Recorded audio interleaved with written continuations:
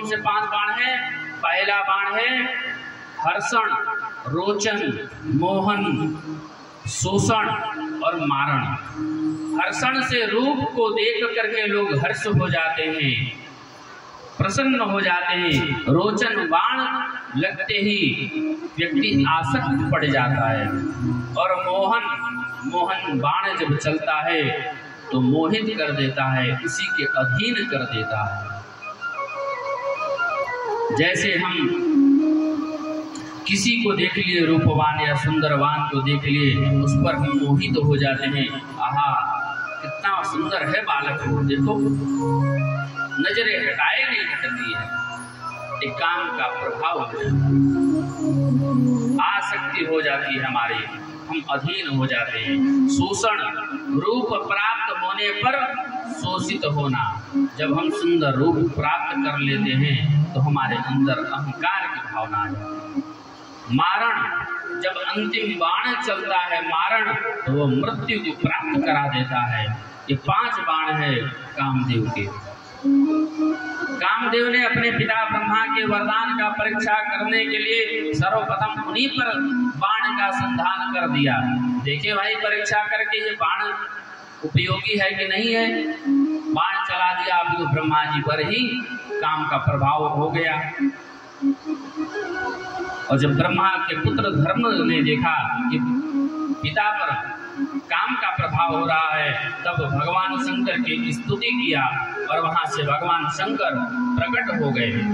और भगवान शंकर प्रकट हुए, भगवान शंकर प्रकट होकर के ब्रह्मा जी को फटकार लगाया।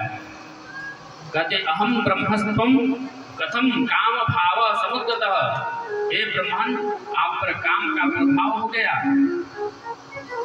आप अपनी कन्या को ही देख करके आपके मन में काम विकार आ गया, उत्पन्न हो गया। यथा माता च भगिनी भ्रातृ पत्नी तथा सुता। फिर लिखा है, एता कुदृष्टया दृष्टव्या न कदापि विपस्विता। हमेशा बुद्धिमान पुरुष को मातृभाव से देखना चाहिए स्त्री को, या तो बहन के भाव से देखना चाहिए, या तो अगर पत्नी हो तो पत्नी के भाव से, भ्रातृपत्नी भाई की पत्नी के भाव से देखना चाहिए। और भाई की पत्नी माँ के स्वरूप होती है। बड़े भाई की जो पत्नी होती है वह माँ के समान होती है और उस पर दृष्टि नहीं डालनी चाहिए। माँ का ही स्वभाव डाल करके उसमें दर्शन करना चाहिए। इस प्रकार ब्रह्मा जी संशय में पड़ गए और भगवान शंकर के सामने लज्जित हो गए। उस समय उनके शरीर से लज्जा इतना आ गया ब्रह्मा जी को, उनके शरीर से पसीने आने लगे। और पसीना जब आया तो महाराज उस समय उनके शरीर से जो पसीना गिरा उससे 64,000 अग्निस्वार पितर उत्पन्न हुए और 86,000 बरहिष्यत नाम के पितर उत्पन्न हो गए। वहां बरहिष्यत नाम के पितरों का वहां जन्म हुआ।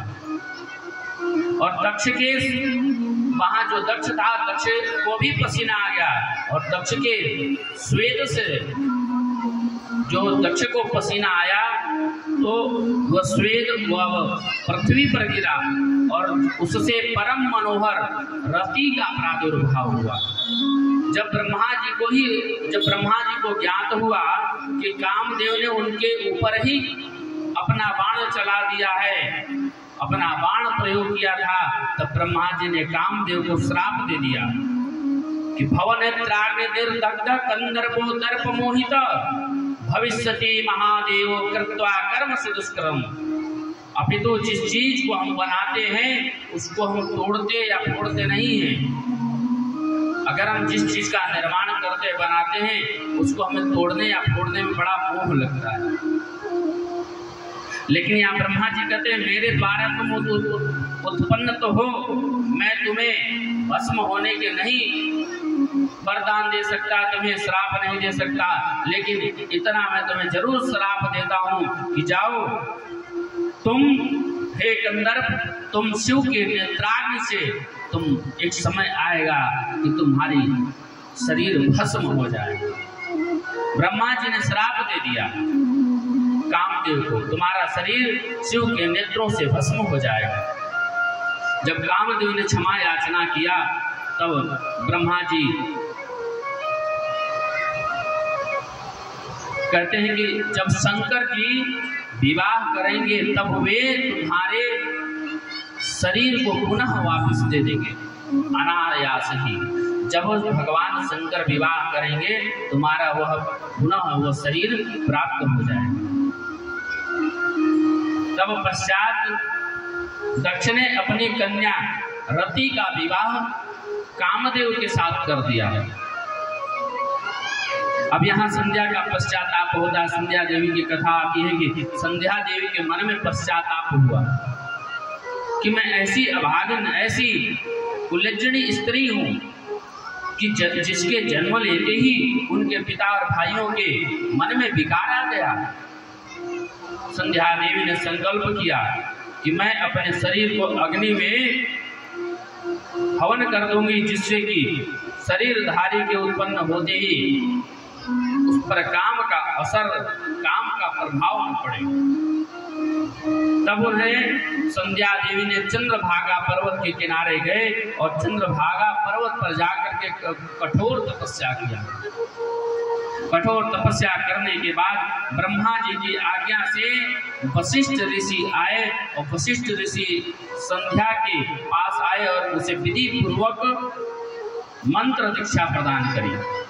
वशिष्ठ जी ने कहा, हे देवी, हे शुभानने, तुम इस मंत्र का जप करना। ओम नमः शंकराय नमः, ओम नमः शंकराय ओम, इस मंत्र का तुम जप करना। और संध्या देवी इस मंत्र प्राप्त करके मौन होकर के दीक्षा लेकर के और जप करने प्रारंभ कर दिया। इस प्रकार उपदेश देकर के वशिष्ठ जी वहां से अंतर ध्यान हो गए और संध्या देवी कठोर तपस्या करने लगे। परिणाम ये हुआ कि ब्रह्मा जी के द्वारा, वशिष्ठ जी के द्वारा बताए गए मंत्र से जपते जपते संध्या देवी को एक चतुर्युग बीत गया।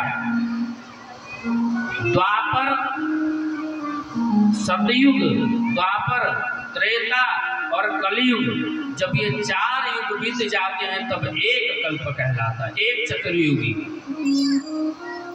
और एक चतुर्युगी बीत गया संध्या देवी के जीवन में जप करते करते। और तब भोलेनाथ संध्या देवी के सन्मुख प्रकट हो गए और संध्या देवी ने स्तुति करी। नमो नमः कारण कारणाय दिव्यामृत ज्ञान विभूतिदाय समस्त लोकांतर दूतिदाय प्रकाश रूपाय परात्पराय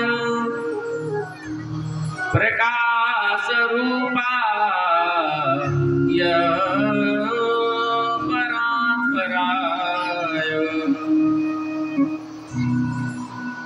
तब भगवान शंकर की संध्या देवी ने स्तुति की। भोलेनाथ प्रकट हुए, कहते हैं कि हे प्रभु, आप ही परम ब्रह्म हैं, आप कारणों के भी परम कारण हैं और दिव्य अमृत स्वरूप दिव्य ज्ञान को प्रदान करने वाले। भगवान शंकर प्रसन्न हो गए।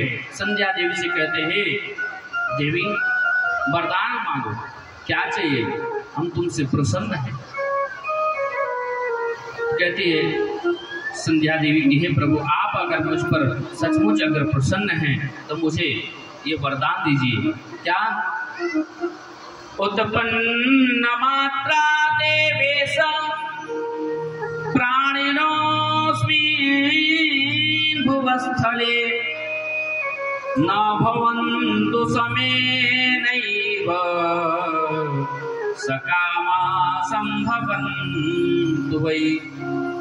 अब अभी तो पहले के जीवन में जब बालक जन्म लेता था, उसी प्रकार जैसे ही बालक जन्म लेता था, काम का प्रभाव पड़ जाता था उस बालक पर। लेकिन संध्या देवी के प्रभाव से संध्या देवी ने क्या कहा कि हे प्रभु, हे देवेश, आप अगर वरदान देना चाहते हैं तो वरदान दीजिए कि आकाश तथा पृथ्वी में उत्पन्न होते ही किसी भी प्राणी पर काम का प्रभाव न हो।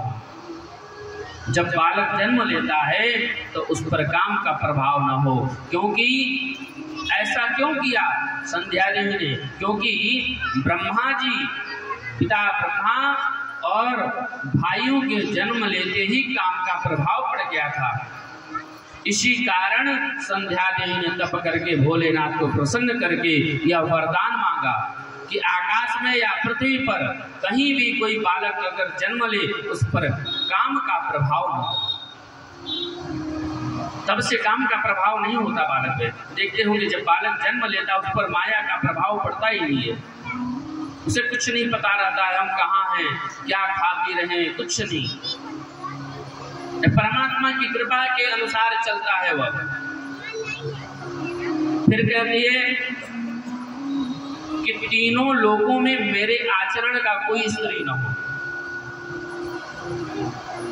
मेरे द्वारा उत्पन्न की गई संतति कभी सकाम होकर के पतित न हो, और मेरे पति मेरे अत्यंत सुहृद हो। और कोई पुरुष यदि काम भाव से मुझे देखे तो वह पुरुषार्थहीन हो जाए।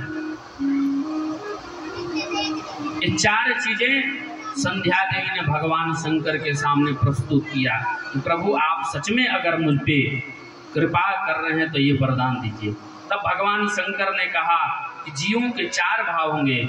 प्रथमम शैशव भाव कामाराक्षो द्वितीयकः, तृतीयो यौवनो भाव, चतुर्थो वार्धकस्तथा। कहते कि अब से जीव की प्रथम अवस्था यानी बाल अवस्था में काम का कोई प्रभाव नहीं होगा।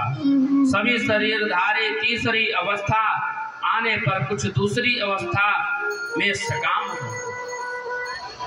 और तुम्हारे जैसे पतिव्रता नारी संसार में कोई दूसरी होगी ही नहीं। ये भगवान शंकर वरदान दे रहे हैं। फिर कहते हैं तुम्हारे पति के अतिरिक्त जो भी तुम्हें काम भाव से देखेगा वह पुरुष नपुंसक हो जाएगा। जो तुम्हारे पर काम भाव से देखेगा तुम्हारे पति के अलावा वह क्या हो जाएगा? नपुंसक हो जाएगा। और तुम्हारा पति 7 कल्पों तक तुम्हारा साथ रहेगा। और फिर कहते हे संध्या, तुमने अग्नि में देह त्यागने का संकल्प किया था, अभी तो वो समय आ गया है, आप अपनी प्रतिज्ञा को पूरा करो। और इस समय चंद्रभागा नदी के तट पर महर्षि मेधातिथि यज्ञ कर रहे हैं। आप जाओ और वहां अपने इस शरीर को उसी अग्नि में अपना शरीर को आहुति दे दो, अभी तो तुम्हें कोई वहां देखेगा नहीं। संध्या देवी ने यज्ञ में अपने देह को छोड़ दिया और उनकी देह के 2 रूपों में विभक्त हो गई। एक रूप से प्रथम संध्या, प्रातः काल की संध्या, एक रूप में प्रातः काल की संध्या, फिर मध्याह्न संध्या, फिर सायंकालीन संध्या, 3 रूप में। पहले रूप से 3।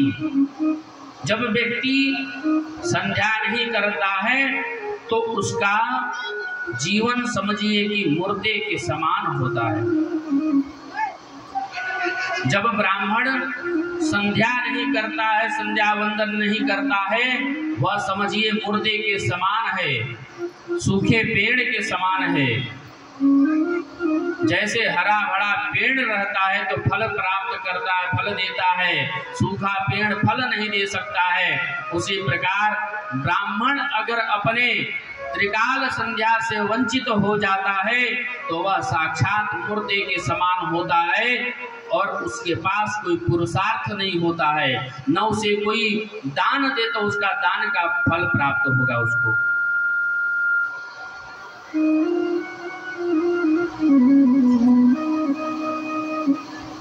इसी प्रकार संध्या देवी ने अपने शरीर को यज्ञ में आहुत कर दिया और दूसरे रूप में वे यज्ञ कन्या के रूप में प्रकट हो गई। महर्षि मेधातिथि ने उस कन्या का पालन पोषण किया और उसके बाद उनका विवाह, उनका नाम रखा अरुंधति, और उस अरुंधति का विवाह वशिष्ठ ऋषि जी के साथ संपन्न करा दिए। एवं संध्या चरितम ते कथितम मुनि सत्तम परमम पवित्रम परमम दिव्यम सर्वकाम फलप्रदम य इदं शृणुयान् नारी पुरुषो वासु प्रवतः सर्वान् कामान् वाप्नोति नात्र कार्या विचारणाः। कोई भी कार्य करने के लिए हमें उत्तम विचार करना पड़ता है और हम भगवान शंकर की शरण में चले जाते हैं तो उनकी परम कृपा हो जाती है और हम पर फिर माया का असर नहीं होता है, काम का असर नहीं होता है। और आइए बड़े भाव से सुंदर मंगलमयी प्रभु का चिंतन करते हैं।